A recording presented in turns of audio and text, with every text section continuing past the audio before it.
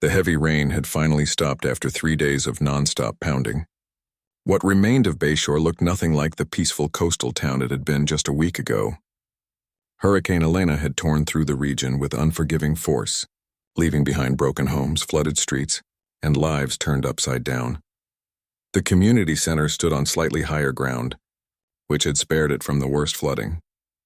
Its walls had weathered the storm better than most buildings in town, making it the natural choice for the emergency relief center. The parking lot had become a makeshift camp with tents provided by the Red Cross, while inside, volunteers worked tirelessly to distribute food, water, and basic supplies. The line for rations stretched out the door and wrapped around the building. People of all ages waited patiently, their faces showing a mix of exhaustion, worry, and that particular kind of resilience that emerges only after disaster strikes. Children clung to their parents' legs or hands, unusually quiet, as if they understood the gravity of what had happened to their town. Near the back of the line stood an older man who seemed to blend into the background. He was tall but stooped, as if his body had gradually folded in on itself over the years. His weathered face spoke of outdoor work and hard times, with deep creases around his eyes and mouth. The clothes he wore, a faded blue button-up shirt and khaki pants that hung loosely on his thin frame, were clean but worn at the edges. He waited without complaint, occasionally nodding at others in line, but mostly keeping to himself. His name was Elijah, though few people in town knew him well. He had moved to Bayshore about 5 years ago and lived alone in a small rental cottage near the edge of town. Neighbors would sometimes see him walking to the grocery store or sitting on his porch, but he rarely engaged in more than brief greetings. Not unfriendly, just private. The line inched forward slowly, and as Elijah finally entered the community center, the cool air from battery-powered fans offered slight relief from the humid September heat. Volunteers in bright vests moved efficiently behind folding tables, handing out packages of food, bottles of water, and basic toiletries. Each family received items based on the number of people in their household.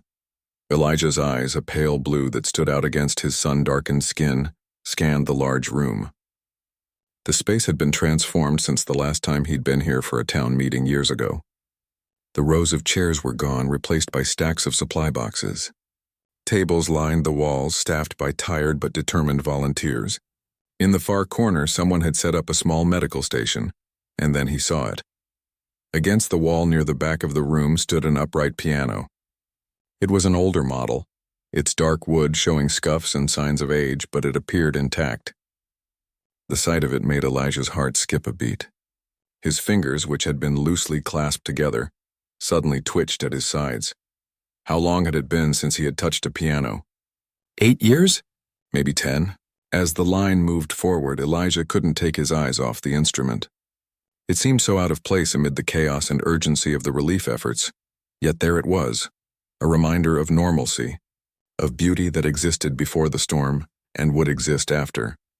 When Elijah finally reached the front of the line, he faced a young woman with kind eyes and a name tag that read Linda.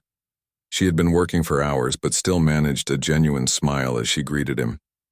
"Just you?" she asked, reaching for one of the pre-packed bags of supplies. "Yes, ma'am," Elijah replied, his voice deeper than one might expect, with a slight rasp to it. "Just me." Linda handed him a bag containing canned goods, crackers, a small jar of peanut butter, and some fruit that wouldn't spoil quickly. She added a pack of bottled water and a small hygiene kit. "This should last you a couple of days," she said. "We'll be getting more supplies tomorrow, so you can come back then." Elijah accepted the package with a nod of thanks. He should have turned to leave then, should have made room for the people still waiting behind him. But his eyes drifted again to the piano, and before he could stop himself, words tumbled from his mouth. "That piano," he said, gesturing with his chin. "Does it still work?" Linda followed his gaze and shrugged. "I think so. It was here for the community choir practices. Nobody's touched it since we set up the center." Elijah shifted his weight from one foot to the other, suddenly feeling foolish. But something pushed him forward. Hunger, yes, but not just for food. "I was wondering," he said, his voice dropping lower as if sharing a secret. "Can I play for some extra rations?" The request caught Linda off guard. She looked at Elijah more carefully, trying to gauge if he was serious.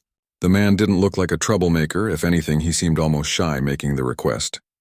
"You want to play the piano? For extra food?" she asked to be sure she understood. "Yes, ma'am," Elijah said. "I can play." "Really play, I mean." Linda glanced at her supervisor, a middle-aged woman who was busy sorting through a new delivery of supplies. Then she looked at the long line of people still waiting. What harm could it do? If nothing else, it might lift people's spirits a bit. "Let me ask," she said, and stepped away to speak with her supervisor. Elijah waited, clutching his small bag of supplies. He felt strangely exposed now, as if his request had somehow revealed too much about himself. He considered leaving, forgetting the whole idea. It had been so long since he'd played for anyone. What if his fingers wouldn't cooperate? What if he couldn't remember the pieces he once knew by heart? Linda returned with her supervisor, a woman named Carol who looked both curious and skeptical. "You play the piano?" Carol asked. "I used to," Elijah admitted. "A long time ago." Carol studied him for a moment, then nodded. "All right. You can play for a bit. If it's good, we'll give you some extra supplies."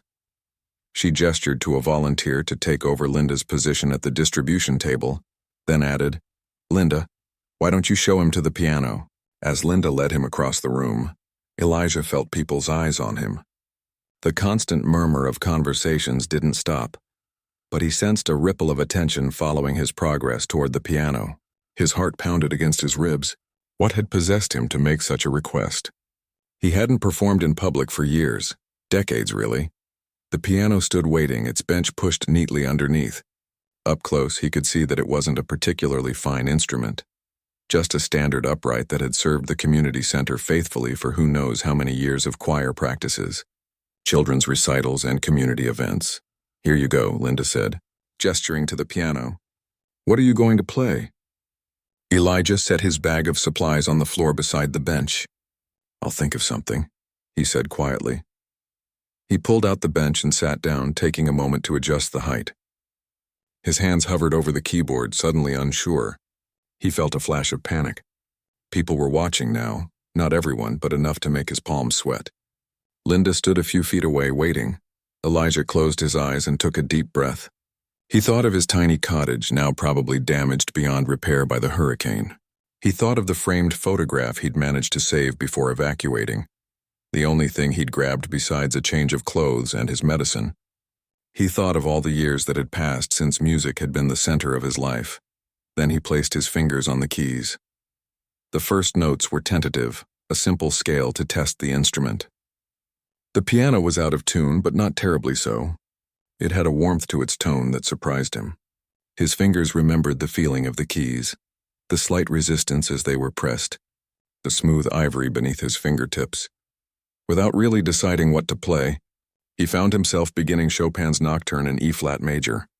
It started softly, almost a whisper of sound that didn't immediately cut through the noise of the busy relief center. But as his confidence grew, so did the music. The beautiful dreamlike melody began to rise above the conversations, the shuffling of boxes, the routine instructions from volunteers.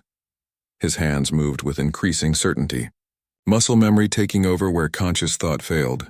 The years fell away with each measure. His back straightened, his shoulders relaxed, and his face, normally so guarded, softened as he gave himself over to the music. Linda stood transfixed. She had expected maybe some simple tunes, chopsticks or heart and soul, not this cascade of beauty flowing from the hands of the quiet man in worn clothes. A few people nearby had stopped their conversations, turning to find the source of the unexpected music. As Elijah continued to play, his mind traveled back to concert halls and practice rooms, to standing ovations and recording sessions. He remembered the smell of rosin and polish, the rustle of sheet music, the weight of expectation, and the thrill of meeting it. He remembered who he had been once before loss and grief and shame had driven him away from that world into obscurity. The piece came to its gentle conclusion, and for a moment Elijah kept his eyes closed, not yet ready to return to the present.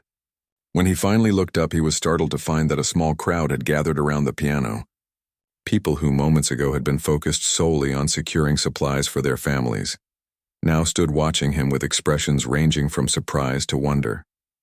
Carol, the supervisor, approached with a look of astonishment. "That was unexpected," she said. Where did you learn to play like that? Elijah's hands rested in his lap now.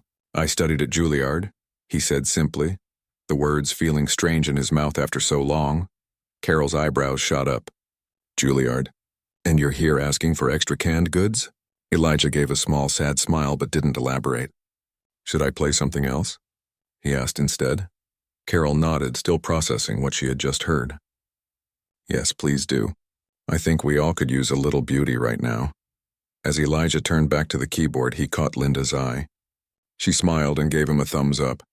He nodded in acknowledgement, then began to play again, this time choosing Bach's Jesu, Joy of Man's Desiring. The hurricane had taken much from him and everyone else in Bayshore, but in that moment, sitting at an out-of-tune piano in a disaster relief center, Elijah found something he thought he had lost forever, and people stopped to listen. The Bach piece flowed from Elijah's fingers like water over smooth stones. Each note rang clear and true despite the piano's imperfections. The simple melody, known to many even if they couldn't name it, seemed to touch something deep in everyone who heard it. As he played, more people gathered around, drawn by the unexpected beauty amid the chaos of their disrupted lives. Children who had been restless and cranky from the heat and confusion now sat cross-legged on the floor near the piano, their faces turned up toward Elijah with open curiosity. Elderly folks who had been waiting for chairs found the energy to stand a little longer, swaying gently to the familiar tune. Volunteers paused in their work when they could, stealing moments to listen before returning to their duties. For Elijah, the world had narrowed to just his hands and the keyboard. He had forgotten the soreness in his back from sleeping on a cot in the high school gym, where he'd been staying since the hurricane. He had forgotten his worry about what might remain of his small rental cottage. He had even forgotten his original purpose in playing, to earn extra food. Instead, he was transported to a place where only the music mattered. When the Bach piece ended, there was a moment of stillness before people began to applaud. The sound startled Elijah, bringing him back to awareness of his surroundings. He looked up to find at least 20 people watching him, their faces showing the first real smiles he'd seen since before the hurricane hit. A young boy, no more than 7 or 8, pushed forward through the small crowd. He had unruly brown hair and bright, curious eyes. "How do you do that?" he asked, pointing at Elijah's hands. "It's like you have extra fingers or something." Elijah couldn't help but smile at the boy's directness. "Just practice," he said. "Lots and lots of practice. Can you play something I know?" the boy asked. "Like something from a movie?" Before Elijah could respond, an older woman with silver hair stepped forward. "Let the man breathe, Tommy," she said gently, placing a hand on the boy's shoulder. Then to Elijah, "That was truly beautiful. Are you a professional musician?" Elijah hesitated, unsure how to answer. "I was," he said finally. "A long time ago." Carol, the supervisor who had given permission for him to play, now approached with a middle-aged man Elijah hadn't seen before. The man wore a disaster relief coordinator badge and had the tired but determined look of someone who had been working around the clock. "Mr. Torres, this is the gentleman I was telling you about," Carol said. Then to Elijah, "This is David Torres. He's coordinating all the relief efforts for Bayshore." David extended his hand, which Elijah shook after wiping his palms on his pants. "That was something else," David said. "We've been trying to figure out ways to keep spirits up while we wait for more help to arrive. Would you be willing to play for a while each day? We can make sure you get extra supplies." The offer caught Elijah off guard. He had expected maybe a few more cans of food for his impromptu performance, not a continuing arrangement. He glanced at the people still gathered around, saw the expectant looks on their faces, and felt something shift inside him. A door opening that had been closed for years. "Yes," he said. "I can do that." "Wonderful," David replied. "How about 2 hours a day? Maybe 1 hour in the morning and 1 in the evening? We can set up a rotation so you're not cutting into distribution time." Elijah nodded, still somewhat dazed by how quickly things were moving. "That sounds fine." "Great, Carol will get you some additional supplies before you leave today," David said. Then lowering his voice, he added, "People really need this right now. More than just food and water, they need to remember that beautiful things still exist." As David moved away to attend to other matters, the small crowd began to disperse. Some people thanked Elijah as they left, while others simply nodded in appreciation. The children lingered longest, especially the boy named Tommy, Can you play something else before I have to go? Tommy asked. My mom says we need to get back to check if the water's gone down near our house. Elijah looked at the boy's hopeful face and nodded. One more, he agreed. What kinds of movies do you like? Superhero ones, Tommy said without hesitation. And the space ones with all the ships and laser swords. Elijah thought for a moment, then began to play the main theme from one of the popular space adventure films. Though it had been composed for a full orchestra, he adapted it for piano, his fingers dancing across the keys to create the heroic melody that was instantly recognizable. Tommy's face lit up with delight. That's it. That's the one, he exclaimed, bouncing on his toes. Other children who had started to walk away with their parents turned back at the familiar music. Some began to hum along or make whooshing sounds like spacecraft in battle. For a few minutes, they were just kids again, not victims of a natural disaster. As Elijah played, he noticed a young woman standing near the back of the room, watching intently. She held a professional-looking camera and occasionally raised it to take a photo. A small notebook peeked out of her shirt pocket, marking her as some kind of reporter. Elijah turned his face slightly away, concentrating more intently on the keys. The last thing he wanted was attention from the press. When he finished the movie theme, the children cheered and Tommy gave him a high five before running off to join his mother. The crowd had mostly dispersed now, as people returned to the pressing business of rebuilding their lives after the storm. Carol approached with a cardboard box filled with additional supplies, more canned goods, some fresh fruit that needed to be eaten soon, a loaf of bread, and even a few chocolate bars. This is very generous, Elijah said, surprised by the amount. You earned it, Carol replied. And there's more where that came from if you keep playing for folks.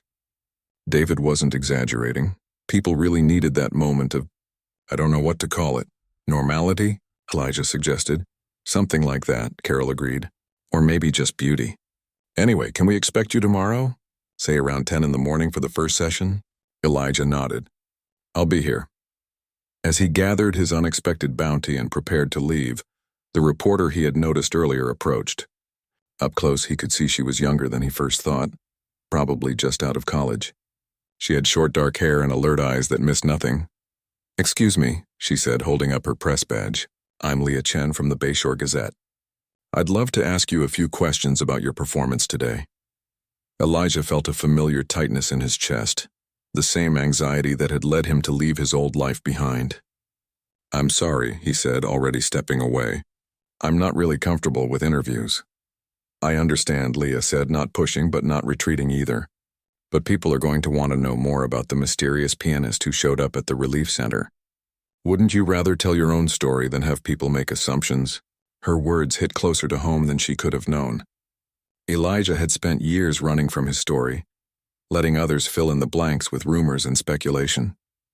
He shifted the box of supplies in his arms, buying himself a moment to think.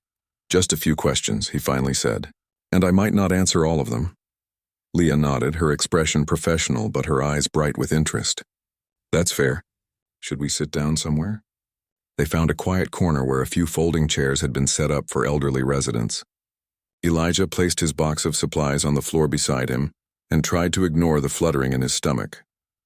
Let's start simple, Leah said, pen poised over her notebook. What's your name and how long have you lived in Bayshore? Elijah Bell, he replied. I've been here about 5 years now. And you're a pianist by training? Where did you study? Juilliard, Elijah said, watching her eyebrows rise. I graduated a long time ago, Leah scribbled in her notebook. That's impressive. Did you perform professionally after Juilliard? Elijah nodded, choosing his words carefully. I was with the National Symphony for a while. Then I did some solo work, recordings, that sort of thing. What brought you to Bayshore? Leah asked. It's not exactly a hub for classical musicians. Elijah looked down at his hands that had once been insured for a small fortune, but were now weathered and calloused from odd jobs around town. I needed a change, he said simply. Somewhere quiet. Leah seemed to sense his reluctance to elaborate. She changed direction. What was it like playing today? After the hurricane and everything? This question felt safer. Elijah thought for a moment before answering. It was healing, I guess. For me as much as for anyone listening, music has always been a place I can go when the real world gets too difficult. Will you continue playing at the center while the recovery efforts are ongoing? Yes, Elijah said, surprising himself with how right it felt. 2 hours a day, they said. Leah smiled. That's wonderful. I think it will mean a lot to people. She closed her notebook. Just one more question, if that's okay. What made you stop performing professionally? Someone with your talent. Elijah stood abruptly, picking up his box. I think that's enough for now, he said, his voice polite but firm. I should get going. Leah looked disappointed but didn't press. Of course. Thank you for your time, Mr. Bell. She handed him a business card. If you ever want to share more of your story, please call me. Elijah pocketed the card without looking at it and made his way toward the exit. As he stepped outside into the humid afternoon air, he felt strangely lighter than when he had entered the center that morning. The weight of his past was still there, but playing again, being recognized for his talent rather than his failures, had shifted something inside him. Tomorrow he would return and play again. For now, that was enough. Morning light filtered through the high windows of the community center, creating golden rectangles on the worn linoleum floor. Elijah arrived 15 minutes before his scheduled time, carrying a small backpack with a change of clothes and the few personal items he'd managed to salvage from his cottage. The previous evening, he had walked out to see what remained of his home and found the roof partially collapsed, with water damage throughout. He had gathered what he could and returned to the high school gym where evacuees were being housed. The community center was quieter in the morning. A few volunteers were preparing for the day's distribution, arranging supplies and setting up tables. Carol spotted him as he entered and waved him over. Good morning, she said with a tired smile. We weren't sure if you'd come back. I said I would, Elijah replied simply. Carol nodded. Yes, you did. Thank you for that. She gestured to the piano. We had someone look at it yesterday evening. Tuned it as best they could given the circumstances. Elijah set his backpack down beside the piano bench. That was thoughtful. It wasn't just thoughtfulness, Carol admitted. Word has spread about you. We're expecting more people today, especially during your playing times. Some folks who haven't even come for supplies said they might stop by just to listen. Elijah's hands tightened on the strap of his backpack. I'm not sure how I feel about that. I understand, Carol said. But people need this, something that isn't about survival or loss or rebuilding. Just something beautiful. She checked her watch. You've got about 10 minutes before your official start time. Would you like some coffee? It's not great, but it's hot. That would be nice, Elijah said. As Carol walked away, he took a seat at the piano and ran his fingers lightly over the keys, testing them. Someone had indeed attempted to tune the instrument. It wasn't perfect. Proper piano tuning required specialized skills and tools. But it was better than yesterday. He began to warm up with simple scales and arpeggios, his fingers remembering patterns they had practiced thousands of times over the years. He was so focused that he didn't notice Tommy until the boy spoke. You came back, Tommy said, his face bright with excitement despite the early hour. Elijah looked up with a small smile. I did. Are you here for the music or for supplies? Both, Tommy said, plopping down cross-legged near the piano. Mom's in line. Our house is still too wet to live in, so we're staying with my aunt. He pointed at Elijah's hands. Can you teach me how to do that? Play the piano? Elijah asked. It takes years of practice, Tommy shrugged. I've got years. I'm only 8. The simple logic made Elijah chuckle. Fair point. But you'd need a piano first. There's one at my school, Tommy said. Or there was. I don't know if it got wrecked in the hurricane. His face clouded briefly before brightening again. Maybe you could talk to my music teacher when school starts back up. Her name is Miss Wilson, and she's nice, but she mostly makes us sing songs about animals and stuff. Carol returned with a cup of coffee for Elijah. I see you've met your biggest fan, she said, handing him the steaming cup. We met yesterday, Elijah said, taking a sip of the coffee. It was indeed not great, weak and slightly bitter, but the warmth was welcome. Tommy hasn't stopped talking about the piano man since yesterday, Carol told him. Now, are you ready to start? People are already asking when the music will begin. Elijah nodded, setting aside the coffee cup. I'm ready. As Carol walked away to continue her duties, Elijah turned to Tommy. Any requests? Tommy thought for a moment. Something happy, he decided. Too many sad faces around here. Elijah considered the request. then began to play Debussy's Arabesque No. 1, a piece with a light, flowing quality that seemed to capture the morning sunlight streaming through the windows. His fingers moved nimbly over the keys, creating rippling patterns of notes that filled the community center. People paused in their activities, turning toward the music.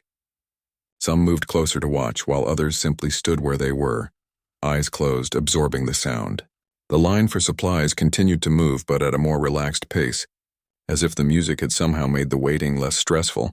As he played, Elijah noticed more people entering the center, people who weren't there for supplies, but, as Carol had predicted, had come just for the music. They stood near the walls or sat in whatever chairs were available, listening intently. Among them was Leah Chen, the reporter from yesterday, her camera hanging around her neck. When the piece ended, there was warm applause.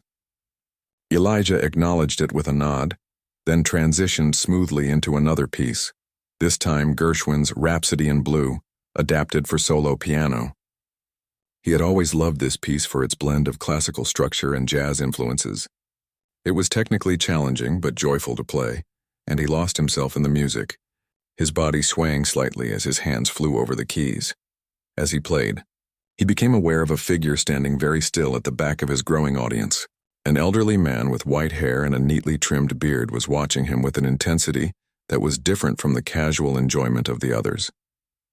There was something familiar about him, but Elijah couldn't place it with his attention divided between the recognition and the demands of the Gershwin piece.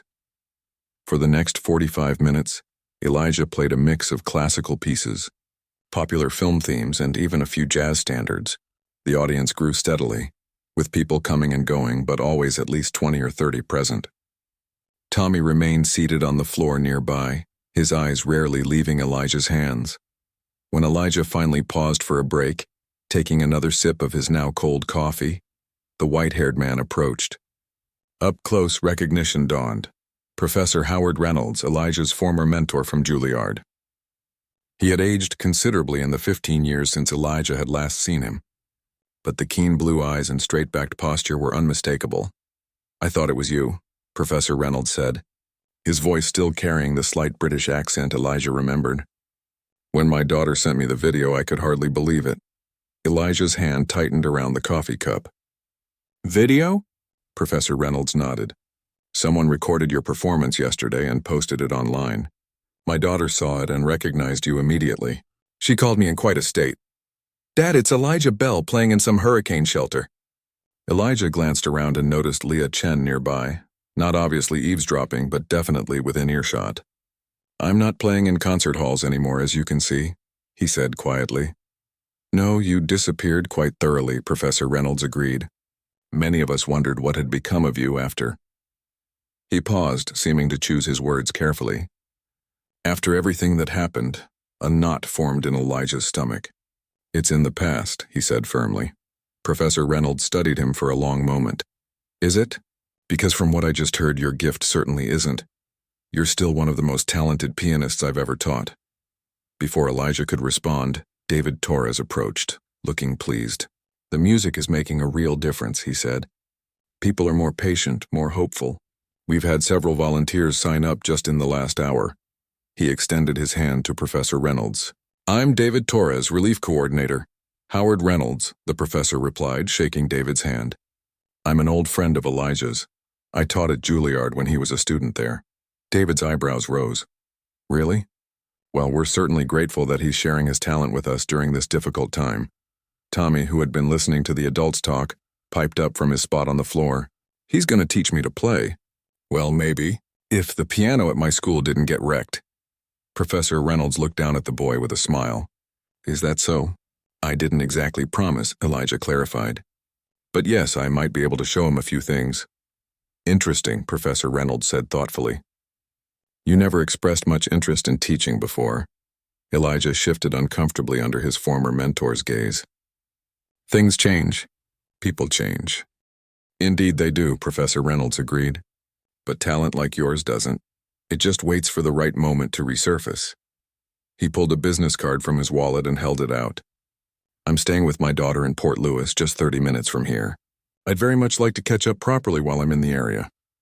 Elijah hesitated before taking the card. "I'm not sure that's a good idea." Perhaps not, Professor Reynolds acknowledged. But the offer stands. He glanced at his watch. I should go. My daughter is waiting in the car. She'd love to see you, by the way. She always had quite the admiration for you when she was younger. As Professor Reynolds walked away, Leah Chen moved closer. Friend of yours? She asked, her reporter's instinct for a story clearly activated. Elijah gave her a warning look.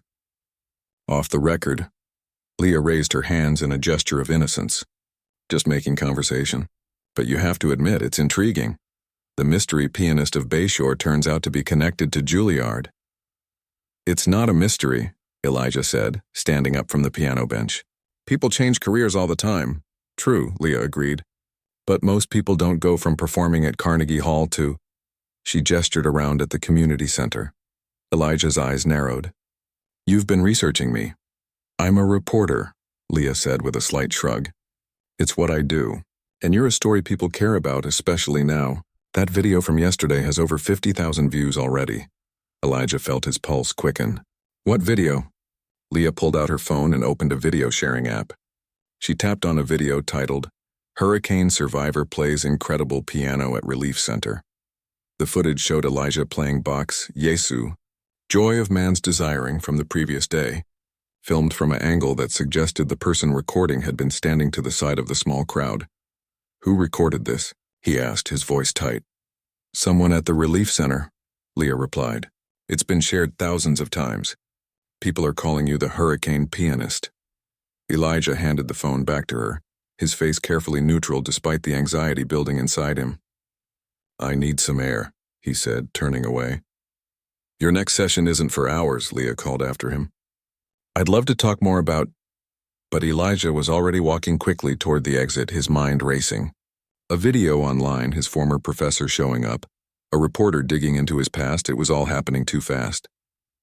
The peaceful obscurity he had built for himself in Bayshore was unraveling, and he wasn't sure if he was ready to face what might come next. Outside the community center, the midday heat pressed down like a heavy blanket. Elijah walked without any clear destination, his mind still reeling from the morning's revelations. The streets of Bayshore were slowly coming back to life after the hurricane. Work crews cleared debris from roadways. Utility trucks lined the streets as workers restored power to different neighborhoods, and here and there, residents picked through the remains of damaged homes. He found himself at a small park that had weathered the storm reasonably well. Though branches littered the ground and one large oak had toppled completely, the wooden benches remained intact. Elijah chose one in the shade and sat down, trying to sort through his jumbled thoughts. 50,000 views. His playing, broadcast to the world without his knowledge or consent. Professor Reynolds appearing out of nowhere. The reporter digging into his past. It was all happening too quickly, threatening the quiet life he had carefully built for himself over the past 5 years. He pulled out Professor Reynolds' business card and studied it. The older man had been more than just a teacher to Elijah. He had been a mentor, almost a father figure at times. Their falling out after the incident had been one of the most painful parts of Elijah's departure from the music world. A memory surfaced, his last conversation with Reynolds, 15 years ago. The professor's disappointment had been palpable as he'd said, "You're running away, Elijah.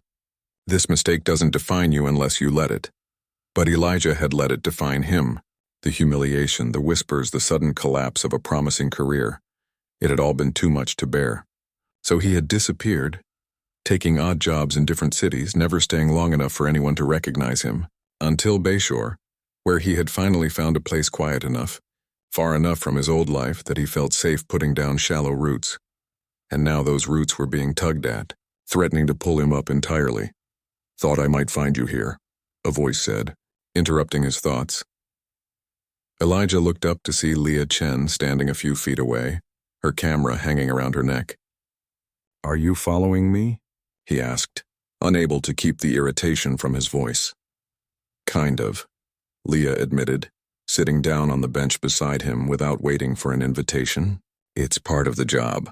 But also," she hesitated, "I wanted to apologize.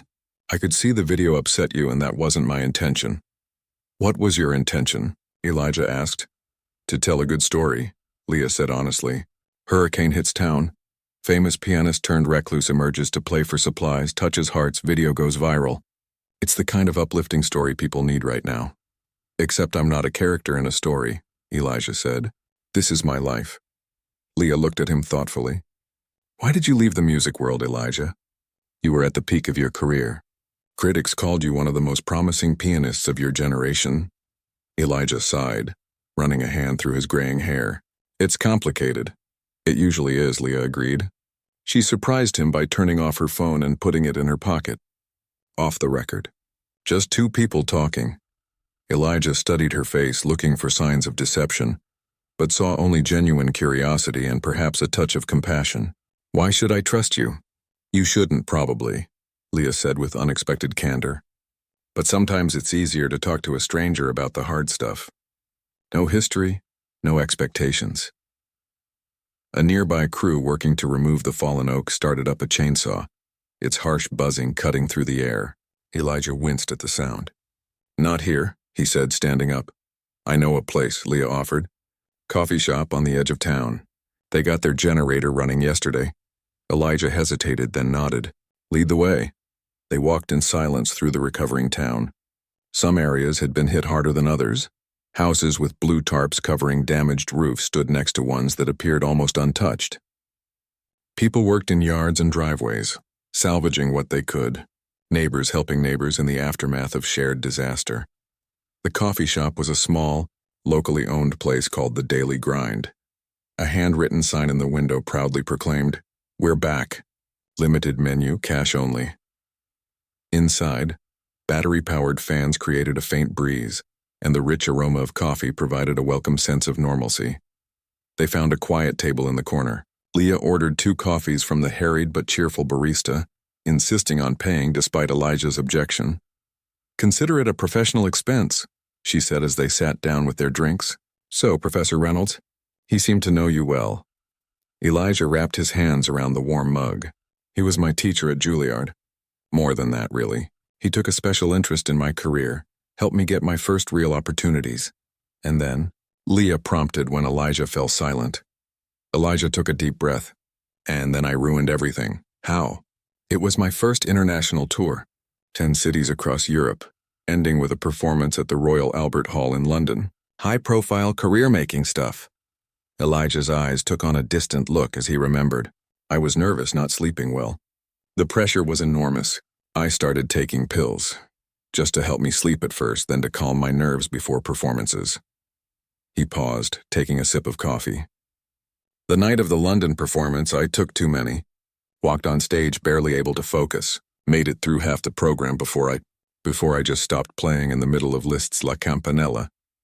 Couldn't remember what came next. Sat there staring at the keys while 2,000 people watched. That sounds terrifying, Leah said softly. It was, Elijah agreed, but what came after was worse. I was escorted off stage. The audience was told I was ill. The critics weren't fooled. The reviews were brutal. Career-ending meltdown, one called it. There were rumors about substance abuse, mental breakdown, all sorts of things. Some were true, some weren't. It didn't really matter in the end. So you just left, gave up everything? Elijah nodded slowly. I couldn't face it. The pity, the whispers, the damage to my reputation. I'd worked my whole life for that career and I destroyed it in one night. So I disappeared. Changed my phone number, ignored emails, moved around a lot. Eventually people stopped looking for me. Until now, Leah said. Until now. Elijah agreed, a hint of bitterness in his voice. One hurricane and a viral video later. And here we are. They sat in silence for a moment, the background noise of the coffee shop filling the space between them. For what it's worth, Leah finally said, what happened 15 years ago doesn't change how beautiful your playing is now. Maybe it even adds something to it, a depth, a humanity that wasn't there before. Elijah looked up, surprised by her insight. Maybe, he conceded. But it doesn't change the fact that I'm not ready for, he gestured vaguely, all of this. The attention, people's expectations. What about Tommy's expectations? Leah asked. That kid looks at you like you hung the moon. The mention of Tommy brought a reluctant smile to Elijah's face. He's a good kid. There are probably other Tommys out there who could benefit from your gift, Leah suggested. You don't have to go back to concert halls to make a difference with your music. Before Elijah could respond, the door of the coffee shop opened, and a familiar figure walked in, Professor Reynolds. He spotted them immediately and approached their table. "I thought I might find you here," he said to Elijah. "The young lady at the community center mentioned you might have gone for coffee." He glanced at Leah. "I don't believe we've been formally introduced." "Leah Chen." "Bayshore Gazette," she said, standing and offering her hand. "I was just leaving, actually." "Thank you for the conversation, Elijah. Think about what I said." She gathered her things and left, giving them privacy. Professor Reynolds took the seat she had vacated. "I hope I'm not interrupting anything important." "Just raking over old coals," Elijah said with a shrug. "What are you really doing here, Howard? You could have sent an email if you just wanted to reconnect." The older man's expression grew serious. "I came because of the video. Because I saw something in your playing that I haven't seen in 15 years, joy. The pure joy of making music." Elijah looked down at his coffee. It felt good, he admitted. Playing again. Seeing people respond. "It looked good," Professor Reynolds said. "It looked right. And that's why I'm here with a proposition for you." Elijah raised an eyebrow. "What kind of proposition?" "The benefit concert," Professor Reynolds said. "For hurricane relief. It's being organized by the symphony, scheduled for 3 weeks from now. They're bringing in artists from all over the country. I've suggested they add a local element, specifically you." Elijah's pulse quickened. "No, absolutely not. Hear me out," Professor Reynolds insisted. "It wouldn't be a full concert program. Just one piece. 5 minutes on stage, maximum. But it would be enormously symbolic. The return of Elijah Bell playing to help rebuild the very community where he found sanctuary. You're talking about using my failure as a marketing gimmick," Elijah said, his voice tight. "The fallen star rises from the ashes. I won't do it. I'm talking about using your extraordinary gift to help people who desperately need it," Professor Reynolds countered. "The concert will raise hundreds of thousands of dollars for relief efforts. Your participation would add something special, a personal connection to the tragedy here." Elijah stood up, his chair scraping loudly against the floor. "I need to get back to the center. I have another playing session this evening." Professor Reynolds remained seated, looking up at him with eyes that held both challenge and compassion. "Running away again, Elijah?" The words hit their mark. Elijah stood frozen, caught between anger and the uncomfortable recognition of truth. "The concert is on October 15th, Professor Reynolds said, pulling out a formal invitation from his pocket and placing it on the table. "Think about it. That's all I ask." Elijah stared at the invitation, his emotions in turmoil. Part of him wanted to tear it up, to reject outright this attempt to pull him back into a world that had caused him so much pain. But another part, a part that had awakened when his fingers first touched the keys at the relief center, whispered that perhaps it was time to stop running. Without taking the invitation, he turned and walked out of the coffee shop, back into the heat of the afternoon and the uncertain future that awaited him. The 2 weeks following Professor Reynolds's invitation passed in a blur of activity. As power returned to more neighborhoods and roads were cleared, the relief center began to transition from emergency response to recovery assistance. Through it all, Elijah continued his twice-daily piano sessions, which had become a beloved ritual for many in the community. Word had spread beyond Bayshore. People drove from neighboring towns to hear him play. Local businesses that had reopened donated items for what they called piano hour. Someone had even hung a hand-painted banner that read "The Hurricane" pianist above the area where Elijah performed. Through it all, Elijah maintained a careful distance from most people, politely declining interviews and avoiding discussions about his past. Only Tommy seemed able to break through his reserve, the boy's enthusiasm for music creating a connection that Elijah couldn't bring himself to reject. "Will you play my favorite today?" Tommy asked, taking his usual spot on the floor near the piano. It was the afternoon session, exactly 1 week before the benefit concert. "Which one is your favorite today?" Elijah asked with a small smile. Tommy's favorite changed almost daily as Elijah introduced him to new pieces. "The butterfly one," Tommy said. "The one that sounds like wings flapping." Elijah nodded, knowing exactly which piece the boy meant. "Butterflies it is," he agreed, launching into Grieg's Butterfly, a short, delicate piece that danced across the keys like its namesake. As he played, Elijah noticed Leah Chen enter the community center. She had kept her distance since their coffee shop conversation, though her article about the hurricane pianist had run in the Bayshore Gazette and been picked up by larger papers. To her credit, she had respected his privacy, focusing on the impact of his music on the community rather than the details of his past. After finishing the piece, Elijah turned to Tommy.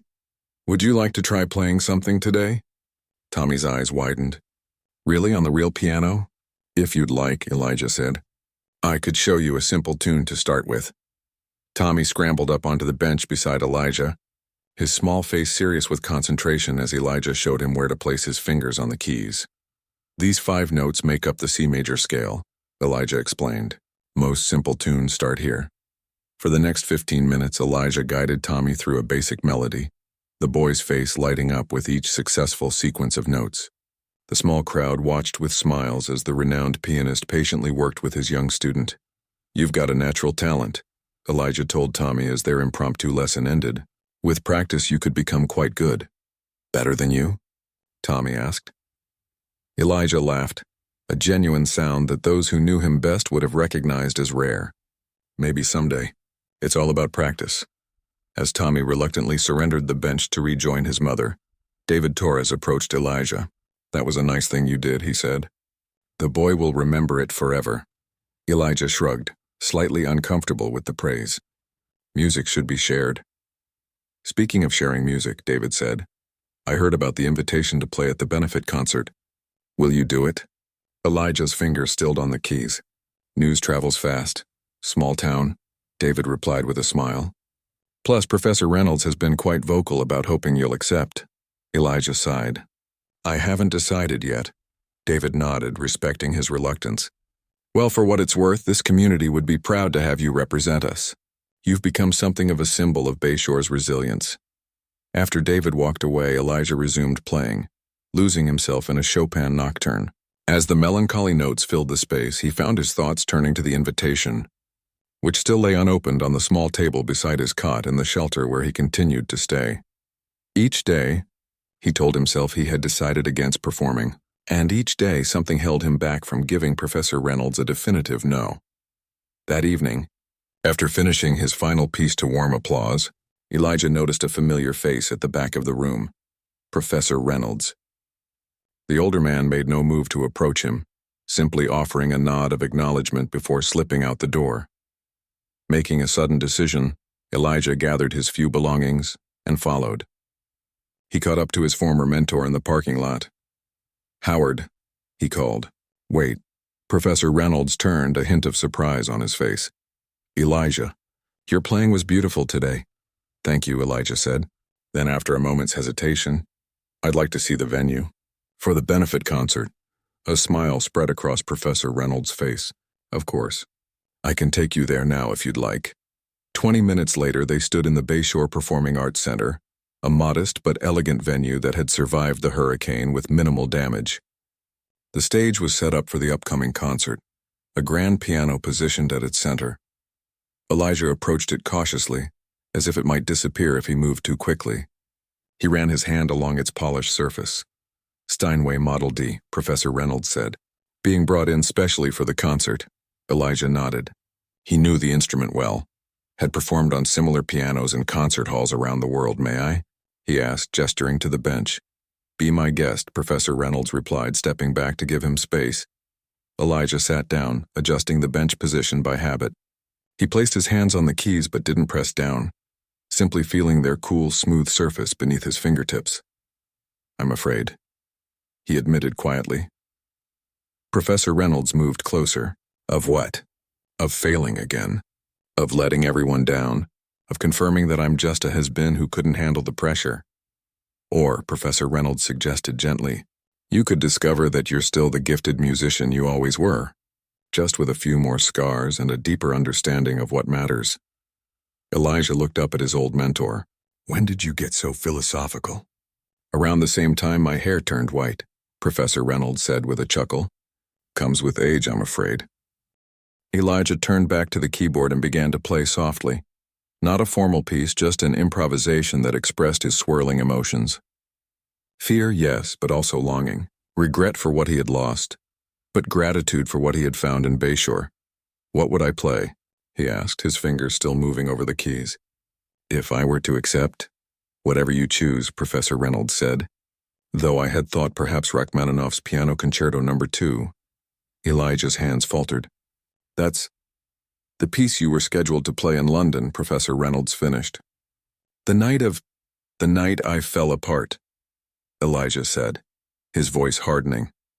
"The night you faced overwhelming pressure and made a human mistake," Professor Reynolds corrected. "There's a difference, Elijah. One is a permanent judgment. The other is a moment in time that has passed." Elijah sat in silence for a long moment, his hands resting on the keys without pressing them. Then slowly he began to play the opening chords of Rachmaninoff's Second Piano Concerto.